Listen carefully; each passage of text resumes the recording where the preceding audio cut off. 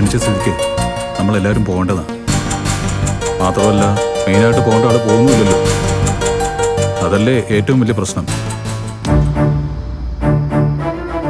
നമ്മളാരും പഞ്ചരത്നത്തിലെ ചടങ്ങിന് പോരുന്നാവും അമ്മയുടെ ആഗ്രഹം. അത് മുടക്കാൻ മനസ്സിൽ എന്തെങ്കിലും നേർച്ച നടത്തിയിട്ടുണ്ടാവും. അത് ശരിയാ. നേരിട്ട് എതിർക്കാൻ പറ്റാത്തതുകൊണ്ടാണ് അമ്മ മിണ്ടാതിരിക്കുന്നേ. പണ്ടായിരുന്നെങ്കിൽ എന്തായിരുന്നു എന്നെ അവസ്ഥ? ഇന്ദ്രേട്ടനും എടുത്തിയും എന്തായാലും പോണം. പഞ്ചരത്നത്തിൽ വരുന്നതിൽ എനിക്ക് മടിയൊന്നുമില്ല. പക്ഷെ ആ വിനയന്റെ ജാട കണ്ടിട്ട് വരില്ലെന്ന് ഓർക്കുമ്പോഴാ ഒരു മടി.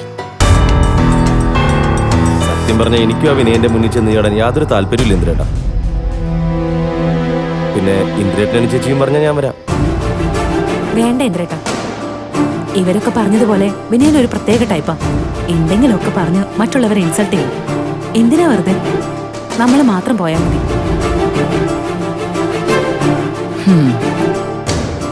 അപ്പൊ ഞാൻ മാത്രമല്ല, വിനയനോ ഇവർക്കൊക്കെ പ്രശ്നക്കാരനായി. ഒരു പ്രശ്നത്തിനും നിൽക്കാത്ത മാന്യന്മാര്.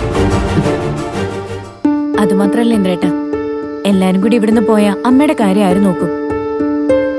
നമ്മളാരും ഇല്ലെന്ന് തോന്നിയാ എങ്ങോട്ടെങ്കിലും ഇറങ്ങി പോകാനും മടിക്കില്ല. എല്ലാവരും കൂടി പോയാ ഒറ്റക്കിട്ടിട്ട് പോയെന്നും പട്ടിണി കിടത്തിയെന്നൊക്കെ പരാതി പറഞ്ഞേക്കാം. എന്നാ പിന്നെ ഞാനും അനുവും മോനും കൂടെ രാവിലെ അങ്ങ് പോവാം. നിങ്ങളെല്ലാവരും കൂടെ ഉണ്ടെന്ന് കരുതി ഞാൻ ആ ശിവന്റെ വണ്ടി ഏർപ്പാട് ചെയ്തിരുന്നു. ഇനിയിപ്പോ അവനെ വിളിച്ച് വരണ്ടെന്ന് പറഞ്ഞേക്കാം.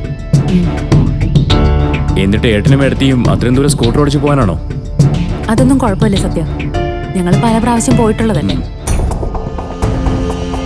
അത് വേണ്ട ഏട്ടത്തി, മോനും കൂടി ഉള്ളതല്ലേ. ടാക്സിയിൽ പോയാൽ മതി. അല്ലെങ്കിൽ സമയം വളരെ മോശം. അത് സോന പറഞ്ഞത് കറക്റ്റാ. നിങ്ങൾ നാളത്തെ ഫംഗ്ഷന് പോകരുതെന്നും നാളെ ആ ഫംഗ്ഷൻ നടക്കരുതെന്ന് ആഗ്രഹിക്കുന്ന ചിലരുണ്ട്. അപ്പം സൂക്ഷിക്കുന്നത് നല്ലതാ.